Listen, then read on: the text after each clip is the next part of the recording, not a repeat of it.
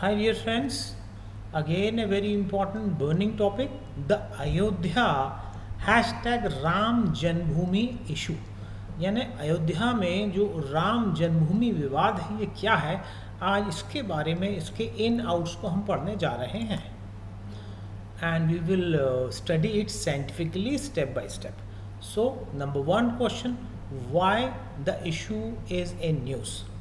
So basically Ram Janmabhoomi mosque involved a 2.77 acres of land which was disputed since number of decades, and recently a decision of Supreme Court has been delivered in November 2019।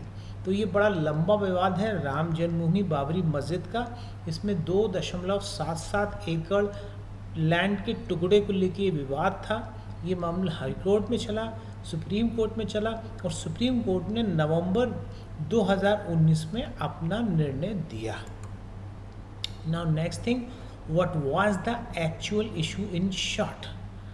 So the belief of Hindu was that the Babri mosque, which was named after the Mughal emperor Babur, was built at Ayodhya after destroying the temple of Ramlala, which was the birthplace of the deity. Whereas the Muslim party claims that okay, it was constructed by the orders of the Babur by his commander Mir Baqi in 1528, but it was constructed without demolishing any place of worship. Hence, the Muslim has the rightful claim on this area. तो basically Hindu और मुसलमानों में यही विवाद है। हिंदुओं का मानना है कि यह स्थान रामलला के मंदिर में, वहाँ मंदिर को तोड़कर उसके ऊपर मस्जिद बनाई गई, जबकि मुसलमानों का ये मानना है कि मस्जिद तो बनी है लेकिन वह किसी मंदिर को तोड़ के नहीं बनी है। And in November 2019 supreme court gave it's order and that order was connected with article 142. so what is article 142? तो सर्वोच्च न्यायालय अपना निर्णय अनुच्छेद 142 के तहत दे सकती है। तो अनुच्छेद 142 क्या है?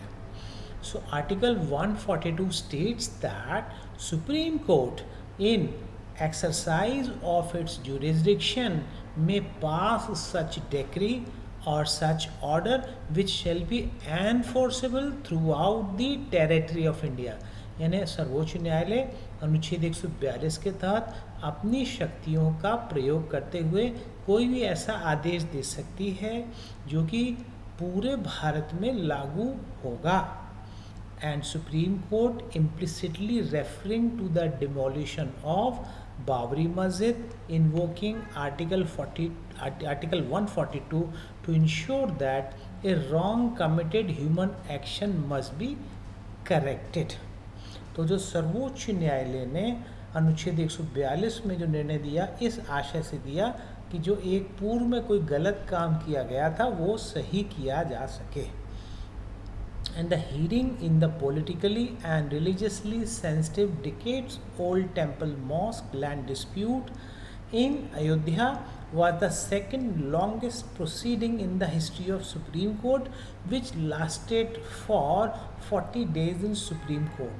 तो अपने आप में ये एक बहुत ही लंबा मामला चला और सुप्रीम कोर्ट में 40 दिन तक इसकी लंबी सुनवाई की गई। Now next question, what was the earlier decision of Allahabad High Court in 2010? यानी अयोध्या मामले बाबरी मस्जिद डिस्प्यूट के मामले में इलाहाबाद हाई कोर्ट ने 2010 में क्या निर्णय दिया था? So according to the decision of the Allahabad High Court, there was a partitioning of the land between the Hindus and Muslims in 2:1 ratio। यानी इसके पहले इलाहाबाद हाई कोर्ट ने मुसलमानों का भी क्लेम माना था और इस लैंड का 2 भाग उन्होंने हिंदुओं को दिया था, प्रस्तावित किया था, और 1 भाग मुसलमानों को प्रस्तावित किया था। Now what is the decision of the Supreme Court in 2019? So here are the highlights। तो मुख्य बिंदु अब इस तरह से हैं। To begin with the highlights, initially we will discuss the 5 basic points and then we will see the decision in elaboration. तो अगर हम 5 मुख्य बिंदुओं की बात करें इस मामले में, तो number 1, the claim of Nirmohi Akhara was rejected, यानी एक पक्ष इसमें चल रहा था निर्मोही अखाड़ा, उसके क्लेम को अब नहीं माना सर्वोच्च न्यायालय ने, यानी उसका इस ज़मीन पे कोई क्लेम नहीं है. Number 2, Shia Waqf board claim on the ownership was rejected, यानी शिया वक्फ बोर्ड जो कि बोलता था कि ये बाबरी मस्जिद उनकी है, उस क्लेम को सुप्रीम कोर्ट ने रिजेक्ट कर दिया.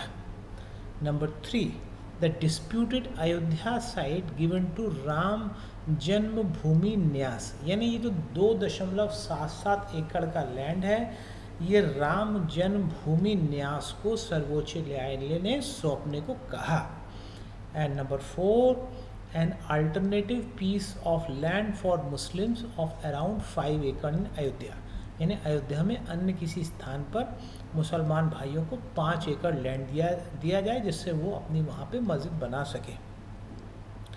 And number 5, for the development of Ayodhya trust to be settle. तो these are the 5 basic points of the decision of the Supreme Court. Now we will discuss it in detail. So, the Supreme Court in November 2019 ruled that Hindus would get the entire disputed 2.77 acres of land. यानी हिंदुओं का पूरा 2.77 एकड़ ज़मीन का टुकड़ा दिया जाएगा. Number 2, entire 2.77 acre will remain with the receiver and will be handed over to the trust which will be formed within 3 months. तो 3 महीने के अंदर एक ट्रस्ट बनाएगा. तो सुप्रीम कोर्ट ने ये जो लैंड है रिसीवर को दिया और रिसीवर सौंप देगा ट्रस्ट को. Number 3, supreme Court rule that the decision of Allahabad was incorrect, और सुप्रीम कोर्ट ने ये कहा कि जो 2010 में इलाहाबाद हाई कोर्ट ने जो निर्णय दिया था जिसको अभी हमने देखा वो सही नहीं था. And number 4, the Supreme Court rule that the demolition of Babri mosque and in 1949 the desecration of the Babri mosque was in violation of law. और सर्वोच्च न्यायालय ने ये भी कहा कि पूर्व में बाबरी मस्जिद को जो तोड़ा गया है वो कानून अनुसार नहीं है, कानून का उल्लंघन है.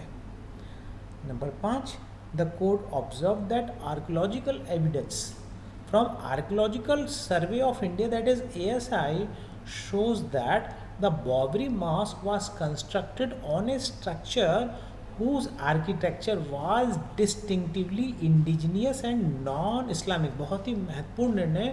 सर्वोच्च न्यायालय ने कहा कि जो बाबरी मस्जिद बनाई गई है वो एक ऐसे स्ट्रक्चर पे बनाई गई है जो कि नॉन इस्लामिक था. एंड सुप्रीम कोर्ट ने ये भी कहा कि the current decision was not ruling on faith. And number 7, the court cleared that way for the construction of the Ram temple at disputed site and directed the center to allocate a 5-acre plot to Sunni Waqf board for building a mosque. यानी अयोध्या में अन्यत्र कहीं सुन्नी वक्फ board को 5 एकड़ land का टुकड़ा दिया जाए जिससे वो अपनी मस्जिद वहाँ बना सके. And the apex court held that Ram Janmabhoomi is not a legal personality but the DT is a juridical person. सर्वोच्च न्यायालय ने ये भी कहा कि जो राम जन्मभूमि है वह तो न्यायिक व्यक्ति नहीं है, लेकिन जो भगवान राम है, राम लला हैं, वह एक न्यायिक व्यक्ति हैं. और यहाँ पर न्यायिक व्यक्ति का मतलब है कि वे किसी के खिलाफ वाद ला सकते हैं. So the DT is a juridical person like our corporate bodies are juridical person, are rivers are juridical person. So DT is a juridical person. And Supreme Court has directed the center to set up a trust within 3 months to formulate a scheme for the construction of the Ram temple. और सर्वोच्च न्यायालय ने केंद्र से कहा कि 3 माह के अंदर एक ट्रस्ट का गठन करे जिससे मंदिर के निर्माण का कार्य ट्रस्ट द्वारा किया जा सके. So dear friends, this is the site, this is the state of Uttar Pradesh and this is the site. तो आप देख रहे हैं and This is the site, and this is the disputed site where we find the Babri structure, the disputed Babri structure. ये जो आप देख रहे हैं यहाँ पे बाबरी मस्जिद है बड़े लैंड में, और यहाँ पर here you find the idol of Ram Lalla. और अगर आप बड़े थोड़े से इसको एनलार्ज करके देखें तो आप देखेंगे here the idol of Ram Lalla was kept. This is Sita की रसोई, दिस इज सीता की रसोई, दिस इज राम चबूतरा, ये राम चबूतरा है। यहाँ अभी आइडल ऑफ राम लला रखे गए हैं। Now currently, what was the decision of the cabinet? So the union cabinet approved the setting of the trust, that is Shri Ram Janmabhoomi Tirth Kshetra. This was formulated for the development of the area. So now the land is handed over, and it was complete 67.7 acre of land was given to the trust to maintain the sanctity of Ayodhya and for the construction of the temple, keeping in mind the needs of the crore of devotees of India and all over the world. तो 2.77 एकड़ area तो दिया ही गया है, क्योंकि इतना बड़ा तीर्थ स्थल है तो इसमें पूरा 67 एकड़ लैंड भी ट्रस्ट को दिया गया, और वो यहाँ पर अब सिस्टमेटिकली पूरा डेवलप करेगा ऐसे एक तीर्थ क्षेत्र के रूप में। And the Shilanyas was proceeded on 5th of August. So this is the replica of the beautiful holy proposed temple of Ram Lala. So the Shilanyas was done on 5th of August. So what was Shilanyas?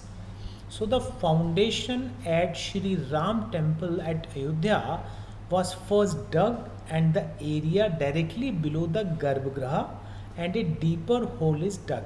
तो जहाँ माना जाता है रामचंद्र जी का जन्म हुआ उसी में एक गहरा गड्ढा किया गया। And the ceremony is specially designed to remove any evil influences that may permeate the land and the land is purified. तो शिलान्यास का मतलब है कि जिस स्थान को हम मुख्य गर्भगृह मान रहे हैं, यहाँ गर्भगृह आना है, वहाँ पे गहरा गड्ढा करना, पूजा पाठ करना, ताकि जो भी उस क्षेत्र की बुराइयां हैं उनको हम रिमूव कर सकें और लैंड प्यूरिफाई किया जा सके। नाउ व्हेन शिलान्यास was done, so on August 5, 2020, prime minister mister Modi laid a 40 kilogram silver brick to begin the construction of the Ram temple, and obviously Ayodhya witnessed a medley of historical, cultural, religious, political and nationalistic sentiments. And the Ram Mandir Bhumi Pujan ceremony signifies the emergence of new policies, the new horizons brought in India, the new secularism brought in India, and it was a beginning of the end of the pseudo-secularism. तो इस शिलान्यास को में जो है 5 अगस्त को शिलान्यास हुआ 2020 में। 40 किलोग्राम जो सिल्वर ब्रिक रखी गई कंस्ट्रक्शन प्लेस पे, हमारे प्राइम मिनिस्टर ने रखी, और अभी तक जो छद्म पंथ निरपेक्षता का दौर चल रहा था वो समाप्त हुआ है यहाँ से। सो वाई शिलान्यास वाज मेड ऑन 5th अगस्त, यानी 5 अगस्त को आपको पता ही है कि विपक्षी दलों ने काफ़ी गवर्नमेंट को क्रिटिसाइज़ किया था कि इस ऋतु में इस तरह से अच्छे कार्य नहीं होते, आप 5 अगस्त को क्यों कर रहे हैं। तो उसका भी एक रीज़न है, अब हम उसको पढ़ने जा रहे हैं। सो वाई शिलान्यास was done on 5th August, so there is no official quoted reason, but according to strong speculation, on 5th August 2019 the government of India revoked the special status under Article 370 of Indian Constitution of the Jammu and Kashmir, and the Jammu and Kashmir was made union territories. तो 5 अगस्त 2019 को धारा 370 यानी अनुच्छेद 370 जम्मू कश्मीर में ख़त्म हुए, और उसके बाद उस दिन को ऐसा कुछ देखा गया कि जहाँ छद्म धर्मनिरपेक्षता का दौर ख़त्म हुआ। So this 5th August was believed to be an year, it was believed to be a date where the old regime was ended and the new policies began to emerge. So on 5th August 2019, end of Article 370, and 5th August 2020, the Shilanyas of Ram Janmabhoomi. So, so this is the now the current thing is कि now Ayodhya will be developed as a holy tirth, and the devotees from all over the world will come here when it will be finally completed, and we will see another 7 wonder of the world coming at this place. Thank you very much. Friends, I hope you have liked this video. Kindly share and subscribe it. Thank you very much.